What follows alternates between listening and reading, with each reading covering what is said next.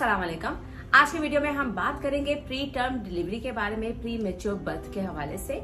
Pre mature birth होती क्या है, इसके क्या क्या अलामात होती हैं, कौन सी खवातीन है जिनके अंदर ये रिस्क ज्यादा होता है, अगर आपका वक्त से पहले बच्चा हो जाए तो उसके अंदर क्या क्या कॉम्प्लिकेशंस आ सकती हैं, और उसके अलावा एंड में जाके ऑब्वियसली इसको कैसे प्रिवेंट किया जा सकता है, इसकी क्या क्या ट्रीटमेंट प्लान हो सकते हैं। मेरा नाम है Ayesha Cheema and welcome to my YouTube channel. Term birth या प्री मैच्योर बर्थ का क्या मतलब होता है? इसका यही मतलब होता है कि जब भी डॉक्टर आपकी प्रेगनेंसी को कैलकुलेट करता है तो आपको एक्सपेक्टेड डेट ऑफ डिलीवरी देता है 40 वीक्स के बाद। ठीक है, अगर आपकी जो डिलीवरी है वो 3 हफ्ते पहले हो जाते हैं, यानी कि 37 वीक्स से पहले हो जाती है, तो उसको कहा जाता है प्री मैच्योर बर्थ या प्री टर्म बर्थ। ठीक है, अब बात कर लेते हैं कि जी इसमें अगर आपकी प्री मैच्योर डिलीवरी हो जाती है तो बच्चे में क्या क्या डिफेक्ट्स आ सकते हैं, बच्चे में क्या क्या प्रॉब्लम्स आ सकती हैं। ऑब्वियसली प्री टर्म डिलीवरी या प्री मैच्योर डिलीवरी की वजह से बच्चे के अंदर लॉन्ग टर्म कॉम्प्लिकेशंस भी आती हैं और शॉर्ट टर्म कॉम्प्लिकेशंस भी आती हैं। शॉर्ट टर्म कॉम्प्लिकेशंस के लिए बच्चे को जो है नीकू में भी रखा जाता है कुछ दिनों के लिए, कुछ बच्चों को तो 7-7 महीने तक भी रखा जाता है नीकू के अंदर, ताकि वो प्रॉपर्ली डेवलप हो जाए, उनकी लंग्स जो हैं, उनके जो फेफड़े हैं वो प्रॉपर्ली डेवलप हो जाए।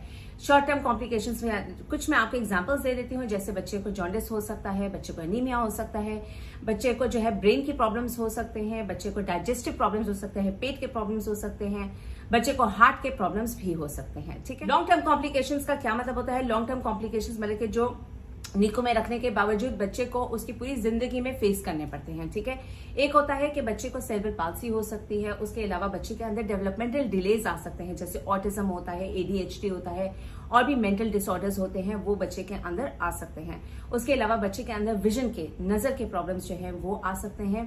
तो इस वजह से जरूरी है कि बच्चा जो है वो टर्म तक जाए, ताकि 37 वीक्स के बाद बच्चे की डिलीवरी हो, ताकि बच्चे के अंदर कोई भी कॉम्प्लिकेशंस ना आए। अब हम बात कर लेते हैं कि किन खवातीन के अंदर ज्यादा रिस्क होता है कि उनकी प्री टर्म बर्थ होगी या उनकी प्री मैच्योर डिलीवरी होगी। ठीक है, वो खवातीन जिनके अंदर हिस्ट्री हो कि उनकी पहली डिलीवरी जो थी वो प्री टर्म डिलीवरी थी, उनके अंदर ज्यादा चांसेस होते हैं। जिनके अंदर ट्विन प्रेगनेंसीज होती हैं या ट्विन से ज्यादा प्रेगनेंसीज होती हैं, जिनके अंदर यूट्रस की शेप का प्रॉब्लम होता है, जैसे पाइकॉर्नेट यूट्रस होता है या सेप्टेट यूट्रस होता है, या जिनके अंदर फाइब्रॉइड्स ऐसी जगह पे पड़ा होता है जो प्री मैच्योर बर्थ को जो है उसका रिस्क को इंक्रीज कर देता है।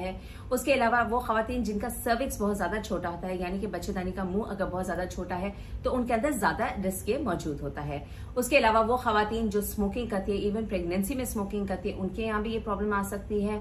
वो खवातीन जिनके अंदर वेजाइनल इन्फेक्शंस हैं या यूरिन इन्फेक्शंस और उसको वो ट्रीट नहीं करती हैं, उसकी वजह से भी प्रीमेच्योर बर्थ हो सकती है। STDs की वजह से जो है प्री टर्म बर्थ हो सकती है। कुछ ऐसे केसेस होते हैं जिसके अंदर डॉक्टर को खुद इंड्यूस करनी पड़ती है डिलीवरी, आपकी कॉन्ट्रैक्शंस, आपकी दर्दें लानी पड़ती हैं और बच्चे को डिलीवर करना पड़ता है वक्त से पहले।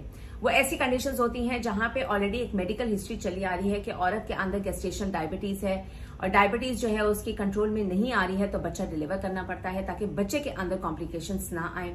उसके अलावा अगर आपका ब्लड प्रेशर का प्रॉब्लम है, ब्लड प्रेशर दवाइयों के बावजूद कंट्रोल नहीं होता, तो डॉक्टर्स को पहले से इंड्यूस करना पड़ जाता है। ठीक है, उसके अलावा अगर बच्चे के इर्द गिर्द का पानी सूख जाता है, जिसको ओलिगोहाइड्रोनियस कहते हैं, ऐसे केसेस में भी बच्चा पहले डिलीवर करना पड़ जाता है। उसके अलावा अगर प्लेसेंटा प्रीविया का प्रॉब्लम है, यानी कि प्लेसेंटा बहुत नीचे की तरफ पड़ा हुआ है, ऐसे केसेस में भी कभी कभी पहले डिलीवरी करनी पड़ जाती है। बच्चे के अंदर एबनॉर्मैलिटीज आ गई हैं, ताकि बच्चे की हालत ज्यादा पेट के अंदर खराब ना हो तो पहले डिलीवर करना पड़ जाता है। उसके अलावा अगर बच्चे की ग्रोथ प्रॉपरली नहीं हो रही है, ठीक है, बच्चा जो है IUGR बनता जा रहा है, ग्रोथ अच्छी नहीं हो रही है माँ के पेट के अंदर, तो उसके लिए भी बच्चे को पहले डॉक्टर्स जो है वो इंड्यूस करके डिलीवर कर देते हैं। अब हम बात कर लेते हैं कि इसकी क्या क्या अलामात होती हैं अगर आपको प्री टर्म लेबर स्टार्ट हो गया है या प्री मैच्योर बर्थ जो है वो स्टार्ट होने लग गई है। ठीक है, अलामात प्रॉपर लेबर पेन वाली ही होती हैं कि आपको बैक एक होना शुरू हो जाती है, लोअर बैक में आपको दर्द होती है, कभी कांस्टेंट होती है, कभी आती जाती रहती है, लेकिन आप अगर पोजीशन भी चेंज करें ना तो उसके बावजूद आपकी जो बैक एक है वो खत्म नहीं होती है। ठीक है, दूसरा ये कि आपको वेजाइनल डिस्चार्ज जो है वो ज्यादा होना शुरू हो जाता है, वेजाइना से फ्लूइड जो है वो लीक करना शुरू कर देता है। ठीक है, यहाँ आपको ब्लीडिंग स्टार्ट हो जाती है, हल्की स्पॉटिंग स्टार्ट हो जाती है, तो ये सारी अलामात होती हैं। उसके अलावा आपको क्रैम्पिंग, लोअर एब्डोमिनल पेन होना शुरू हो जाती है, और ये जो दर्दें हैं ये आपकी बच्चेदानी जब कॉन्ट्रैक्ट करती है तो ये 10 मिनट में आपको जो है हर 10 मिनट के बाद आपको दर्द आती है। ठीक है, कांस्टेंट होती है, रुकती नहीं है ये दर्द, और ये वक्त के टाइम के साथ साथ ये और सीवियर होना शुरू हो जाती है और ज्यादा जल्दी आपको दर्दें आना शुरू हो जाती हैं। ठीक है, तो अगर आपको ये सारी अलामात महसूस हो रही है तो आपने फौरन जाके अपने डॉक्टर को कंसल्ट करना है। अब हम बात कर लेते हैं कि इसको प्रिवेंट कैसे किया जाता है, प्री टर्म लेबर को। उसके अलावा वो खवातीन जिनको ऑलरेडी पता है कि हम एट रिस्क हैं वो क्या कर सकती हैं ताकि उनका वक्त से पहले बच्चा ना हो। पहले आप क्या कर सकती हैं उसके बारे में बात करेंगे और उसके बाद डॉक्टर्स आपको किस तरह हेल्प कर सकते हैं उसके बारे में बात कर लेते हैं। ठीक है, सबसे पहले तो आपने अपना वेट जो है प्रॉपर्ली मेंटेन रखना है। जो खवातीन बहुत ज्यादा पतली हैं उनके अंदर भी चांसेस ज्यादा होते हैं, जो बहुत ज्यादा मोटी हैं उनके अंदर भी चांसेस ज्यादा होते हैं प्री टर्म लेबर के। तो आपने अपना वेट जो है प्रॉपर्ली मेंटेन रखना है।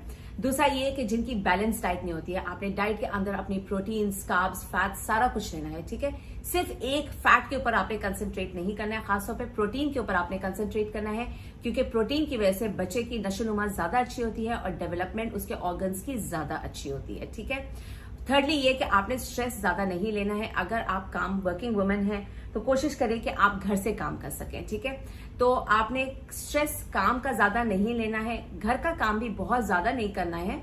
6 घंटे से ज्यादा एक जगह पे आपने खड़े नहीं रहना है। ठीक है, इस चीज का आपने ज्यादा अच्छी तरह ख्याल रखना है। उसके अलावा ये कि अगर आपको डॉक्टर ने कोई भी मेडिकेशन प्रिस्क्राइब की है आपकी डायबिटीज के लिए, आपके ब्लड प्रेशर के लिए, ठीक है, तो आपने वो बाकायदगी से जरूर इस्तेमाल करनी है, उसमें नागा नहीं लेकर आना है प्लीज। ठीक है, उसके अलावा आपने फोलिक एसिड जो है एटलीस्ट 3 महीने पहले अपनी प्रेगनेंसी प्लान करने से पहले ले लेनी है, क्योंकि फोलिक एसिड जो है बच्चे की डेवलपमेंट में भी बहुत ज्यादा हेल्प करती है और इवन कंसीव करने में भी आपको बहुत ज्यादा हेल्प करेगी। प्री नेटल वाइटामिन जितने भी आपको डॉक्टर ने किए हैं वो आपने जरूर इस्तेमाल करने हैं। अगर आपको वेजाइनल इन्फेक्शन है या यूरिन इन्फेक्शन है तो प्लीज उसकी ट्रीटमेंट प्रॉपरली जाके डॉक्टर से आपने लेनी है।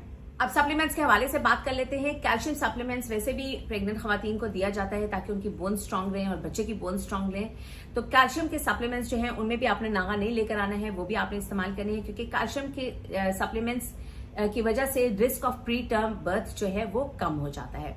उसके अलावा विटामिन डी लेवल्स अपना जरूर टेस्ट करवा लीजिएगा, क्योंकि विटामिन डी लेवल्स जब कम होते हैं तो प्री टर्म लेबर के चांसेस जो हैं वो ज्यादा इंक्रीज हो जाते हैं। उसके अलावा ओमेगा 3 का इस्तेमाल आपने जरूर करना है। अब बात कर लेते हैं कि डॉक्टर्स ऐसा क्या कर सकते हैं अगर आप उनको लेबर पेन्स के साथ जाती हैं और वक्त से पहले, लाइक आपके एक्सपेक्टेड डेट ऑफ डिलीवरी से 5 हफ्ते पहले आपको दर्दें आना शुरू हो गई हैं या इवन 2 माह पहले आपको दर्दें आना शुरू हो गई हैं। ठीक है, एक तो डॉक्टर सबसे पहले आपको आईवी फ्लूइड्स पे स्टार्ट करता है ताकि आप हाइड्रेटेड रहें। ठीक है, सेकेंडली ये कि डॉक्टर्स आपको ऐसी मेडिकेशंस देते हैं जिनको टोकोलिटिक्स कहा जाता है, जो आपके बच्चेदानी को कॉन्ट्रैक्ट करने से, सिकुड़ने से रोकते हैं, लेबर पेन आपकी खत्म करते हैं। ठीक है, उसके अलावा एंटीबायोटिक स्टार्ट की जाती हैं ताकि आपको कोई भी अगर अंदर इन्फेक्शन है तो वो ठीक हो जाए, और अगर आपका बैक फट गया है तो आपको एंटीबायोटिक्स वैसे भी स्टार्ट कराई जाती हैं ताकि बच्चे तक इन्फेक्शन वो ना जा सके। ठीक है, उसके अलावा जो है डॉक्टर्स जो है अगर आपके सर्विक्स आपकी एग्जामिनेशन करती हैं और आपकी सेकेंड ट्राइमेस्टर में, ठीक है, या फर्स्ट ट्राइमेस्टर में अगर आपकी सर्विक्स की एग्जामिनेशन की जाती है, यानी कि बच्चेदानी की मुंह की एग्जामिनेशन की जाती है और बच्चेदानी का मुंह जो है बहुत ज्यादा छोटा है या बहुत ज्यादा वीक है, ठीक है, तो सर्वाइकल सर्क्लाश किया जाता है, जिसका मतलब यह है कि वहां पे एक स्टिच लगा दी जाती है, सूचर कर दिया जाता है, बच्चेदानी का मुंह बंद कर दिया जाता है ताकि प्री मेच्योर लेबर ना हो, प्री टर्म डिलीवरी ना हो। ठीक है, और last but not the least, अगर हमें ऐसा लगता है कि बच्चा जो है वो प्री मेच्योर डिलीवरी हो जाएगा तो हम मदर की कॉन्ट्रैक्शंस को रोकने की कोशिश करते हैं और साथ साथ ऐसी मेडिकेशंस देते हैं जिससे बच्चे के जो फेफड़े हैं, जो लंग्स हैं, वो प्रॉपरली डेवलप हो जाए, ताकि जब बच्चे की पैदाइश हो तो उसको ब्रीदिंग प्रॉब्लम्स ना हो, उसको रेस्पिरेटरी कोई भी प्रॉब्लम्स ना हो। उम्मीद करती है वीडियो आपके लिए मुफीद थी। मेरी अगली वीडियो तक के लिए आप अपना बहुत ज्यादा ख्याल रखिएगा। अल्लाह हाफिज।